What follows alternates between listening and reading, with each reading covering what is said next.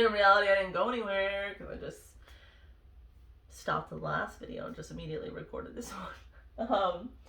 But okay, so I hurt my shoulder one time that I was at the range. Which I'm telling you, this is why we gotta get with the times. Okay, in the Marine Corps, now depending on what base you're on, because one of the sergeants I worked with said, I think Miramar had automatic target moving and stuff. We didn't have to manually do it. So in the Marine Corps, it's called pulling pits, and basically you have the massive target that you set up on the blocks, on the wooden, thing.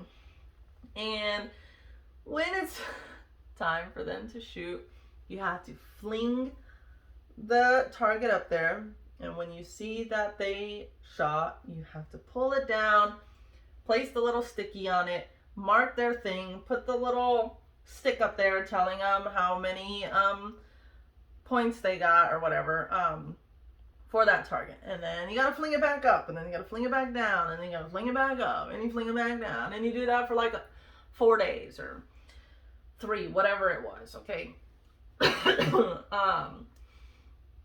And usually you have a partner. But my partner was a gunny, and gunnies don't do those things.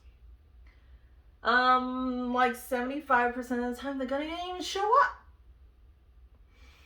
He showed up when it was his turn to shoot, but he didn't show up for pulling pits, right? So I'm sitting there just flinging it and flinging it, flinging it and flinging it. And those things are not light, okay? And to do that by yourself is rough. And I think that just that repeated motion of the shoulder, something, ever since that time on the range, something was not right with my shoulder. I went to physical therapy. I got needling done in my back and stuff. I got all sorts of stuff done to try to take care of that. I got an MRI. I got like all this stuff. And at first it was, oh, it's nothing.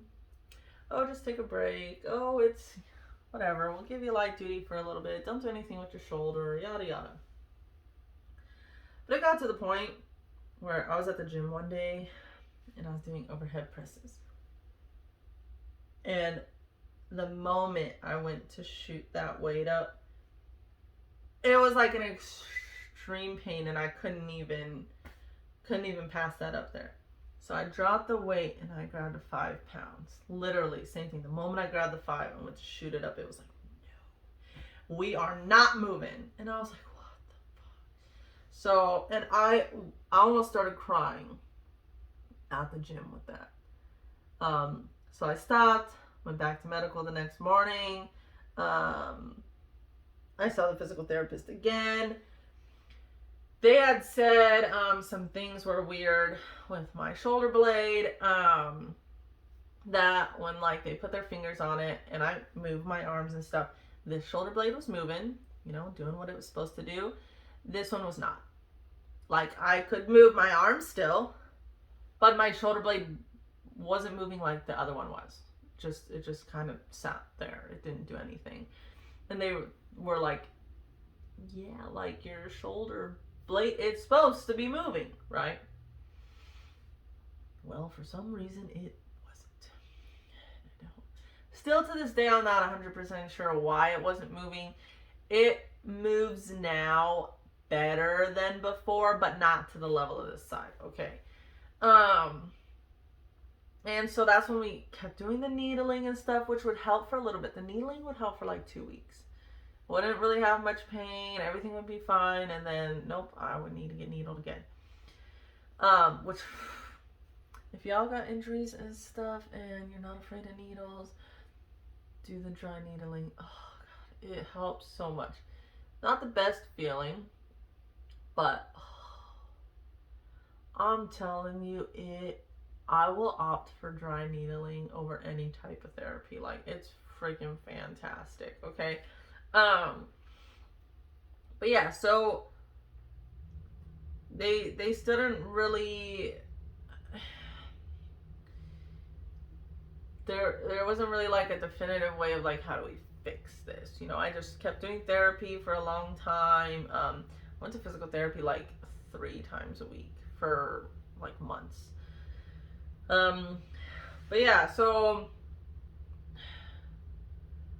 when I had still had that all through getting out, dealing with the feet, the med board, and all that. Well, I get out and no. They sent me. That's when they sent me to get my MRI. They sent me to Loma Linda in California to get my MRI. Got an MRI done. The doctor was like, "Oh, there's micro tearing in your rotator, but nothing to be, concerned about. It's not torn. It just is showing little micro tears. There's nothing, to do. Take it easy on your shoulder, kind of thing." So then I get out and I still am having shoulder problems. I go to the VA here, and I've got so many problems from the Marine Corps to deal with that it takes them like a year to finally get around to my shoulder. And then I tell them, like, I need to see, ortho, doctor, whatever. So finally, I get a consult to go to community care. So those of you who don't know, sorry, you saw the bottom of my foot. I didn't think it was going to fling through there like that. Those of you who don't know, if you're at the VA and the appointment, there is not an appointment within the next 30 days, you have the right to request community care. They don't always offer it to you, but you have the right to request it. So if it's like November 10th and the earliest they have is December 20th, you better request to go get you some community care, okay? Because community care is care outside of the VA. Like, obviously they like work with the VA, like they're contracted, whatever. The VA government will pay the doctor, but the doctor themselves is not a VA doctor. Because no offense to those VA doctors, but I don't trust a single one of them. Terrible. And I would not trust a single one of them to perform a surgery on me. So, luckily this guy's been doing it for 25 years, got all sorts of awards. He works at this fancy surgical center, and they're very well known. This Baylor Scott and White, and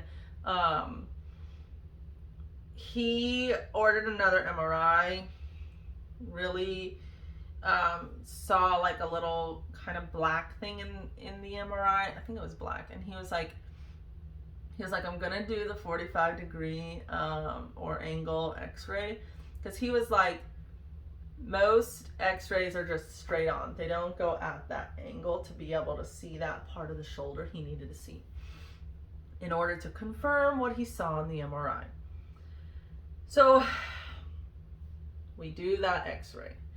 Sure enough, he goes, like, I had 2 bone spurs, one on my collarbone and one on my shoulder blade, and they were rubbing against my rotator. And he said, if you don't get those taken care of, they're going to rip right through your rotator. And we don't want that.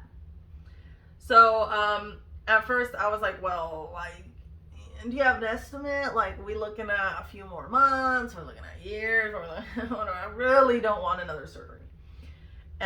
Especially because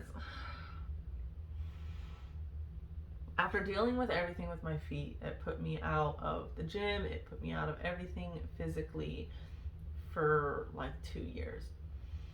When I got here, started getting back into the gym and stuff, everything was phenomenal. My lifts were, everything was feeling great. The numbers were increasing. I looked good. I felt good. Everything was like perfect. And then I get smacked with, you need shoulder surgery. And I was like, really? Really? I'm finally back to normal and everything is perfect. why? You know, and he said, well, I can't tell you, you know, if it'll be 10 years before it rips or a week before it rips. Like, I don't know. Um, he was like, but I'm telling you, like, you don't want it to rip. Which I knew that. Everybody knows a rotator, I mess with that. Um, so I had opted to get the surgery. I got the surgery March 31st of last year. So it's been a year and 8-ish months. And so I had 2 bone spurs like shaved down. I had arthritis removed, bursitis removed. Nothing was torn. He checked the rotator. He said it's fine. He checked my bicep tendon connection, whatever there. He said all that's fine. Like everything was golden except for, those bone spurs rubbing against that. That was horrible. I was in a sling for a month. I thought I was only going to be in the sling for 2 weeks because he's like, oh, I'll see you in 2 weeks, So I'm like, okay, cool. Only 2 weeks in the sling. But for my 2-week follow-up appointment, I was told I had 2 more weeks in the sling. And it was my right side. So, you could imagine certain tasks being difficult using the left hand, to brush your teeth, to do your hair, putting clothes on was a disaster. It's gonna sound kind of gross, but I literally spent like I went home in the hospital gown because I had brought a button-up shirt because they were like, you need a button-up shirt so you can button it. You're not going to be able to pull anything overhead or over that arm. Can't do that. So bring a button-up. I go to put this freaking button-up on, and the thing I don't think was like fully secured on it or whatever. It just started bleeding all down my shirt, all down my. I was like, oh, it was just like bleeding like crazy all down. And I was like, oh my god. So then the lady's like, oh, I'm sorry. And she like cleans it up and she puts like another padding thing there and she like secures it down. But there goes my shirt. It was covered in blood. So we tossed it and they were like, you can just go home in the hospital gown. I stayed in that hospital gown probably for like 3 days because I didn't have like any other shirts or anything to put on. So it was either wear this or basically sleep without a shirt on, which for the most part was fine, but I had to sleep in the living room because I had to sleep sitting up. I was not allowed to lay down with the sling and stuff like that. I was not allowed to lay down. And so I slept out there on the couch, and I just propped myself up like that. They put a nerve block up here, right, for my whole entire arm. Dude, that was crazy. 1, that thing hurt. 2, I got to see it on a little computer thing and see all my nerves and stuff. That was kind of crazy. And he was like, you see that bunch of nerves right there? Like, that's the one we're going to block because that's the one that takes care of that whole entire arm there. And I was like, okay, cool. Even though that thing hurt because that was a big old needle digging around up in there. But it got numb rather fast, right? But they told me that my arm was only supposed to be numb for like 2 days, 2 or 3 days. My arm was numb for like 6 days. Like, that was not good. Like, because they told me they were like, after a few days, that's going to wear off in, about 48 hours, and you're definitely going to need the medication then. So they had given me medication, but while the nerve block was in, I didn't really need the medication. So luckily I wasn't using it that whole like first week. So I had enough to get me through physical therapy because that was rough. That was so painful. But yeah, because around like day probably like 3 or 4, I called the doctor and they're like, your arm is still numb. And I'm like, yes. And they're like, are you getting any tingling or anything? Like, can you move your fingers or anything? And I was like, no. Like, I touch it and nothing. And that's why they had told me to be careful when I take it out of the sling to do the little swirly airplane things bent over, because I'm not gonna feel if I like whack something, So they were like, you have to be very careful, with that arm. And my fingers and stuff didn't start getting tingly until like day like 6 or something. And so I was getting concerned, and I kept calling them, and I was like, dude, like my arm is still so numb, like I don't know if this is normal. They had told me to give it a few more days, but I told them like, okay, I'm feeling tingly, I can wiggle my fingers, but I couldn't close them, I couldn't move them like this or anything. And probably around like day 7 and 8 I was able to like move it, and everything felt more normal, but still kind of like stiff and kind of like hard feeling. So that took a little bit to get through. And then I was not allowed, it was rough physical therapy, because part of me in my head, I don't know why, sorry, I don't know why I didn't fully think it through. At first, part of me was like, oh, it's just my shoulder, I'm still fine to work out and do stuff. No, that meant no biceps, no triceps, no chest, no back, no shoulders, no barbell on the back, no hack squat, no weight on the back. It was strictly leg machines. That's all that I was able to do. Now, I was able to work the good arm, so I still did to at least maintain what was on this side. But all I was able to do was leg machines. That was it. The first 2 weeks, though, I stayed at home and I didn't do anything. The second 2 weeks, I was still in the sling, but I did still go to the gym about 3 times a week to hit legs and the good arm. I was not allowed any overhead movements for like the first 3 months. I wasn't even allowed to like grab a cup from overhead. I was limited to like this range down here. After probably about 2-3 months, I was more this range, but still nothing up here.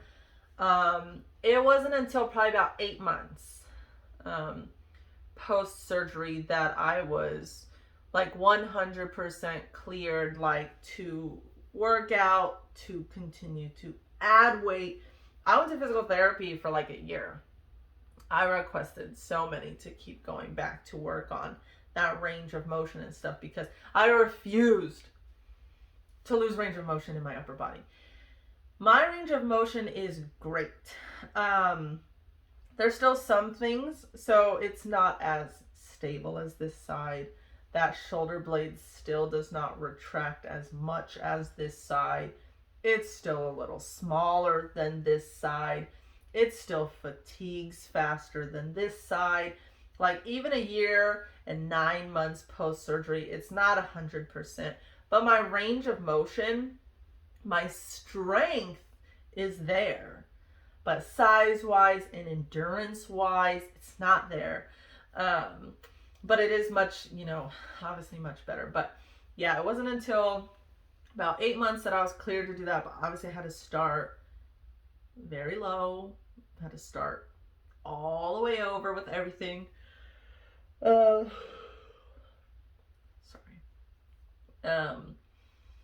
I think I was limited in weights for a little bit.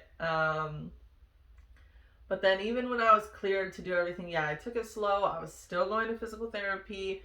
We were still doing manual stretches, manual range of motion. We were doing a bunch of needling. We were doing the cupping. We were doing the scraping.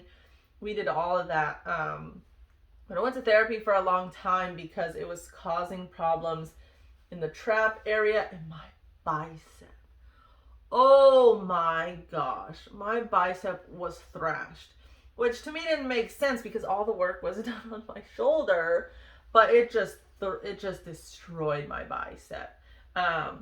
So it wasn't until probably about a year later that I was back in the gym normal, back in my normal routine, back at the weights I was using before surgery, or even better than what I was before surgery.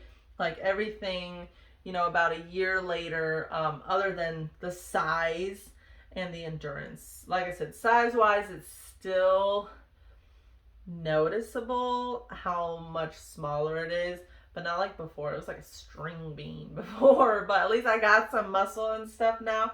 Just, you can tell it's not the same size. But it's all right. You know, I'm still able to do, you know, everything range of motion wise. I mean, this one's a tad bit limited than the other one, but not, it used to be really bad. It used to be like down here. That was like as far as I could get, you know. So we've come a long way with all of these surgeries. It set me back quite a bit, but sometimes that's what's needed, and it's all right. Like, it's short term. It's, you know, I know that there's some people who can't stand not being in the gym, and sometimes that's hard for me, and sometimes it's not, because I understand that my body needed time to recover. My body needed all of that to be able to perform optimally once I was recovered. Some people push, and then that's when they end up injuring themselves. They think they can keep pushing, and instead of having taken maybe 3 weeks off when they first injured themselves, they now are forced to take a year off because they had to have surgery, or they had to go through this intensive rehab and all this crazy stuff because they didn't take the break when they should have taken the break. Okay, now all 3 of my surgeries were more so military related. It wasn't me being stupid. It was, I'm huge on form. You know, I'm not an ego lifter or anything like that. I listen to my body. So I've never had an injury that was like lifting related. That was actually like because of what I was doing in the gym. But with that being said, I'm gonna leave that right here. We'll get into the VA in the next video. But for now, I'm gonna stop here and just be done for the night, because it's 9:17. I swear it was just 8 p.m. But all right, I will see you guys in the next video.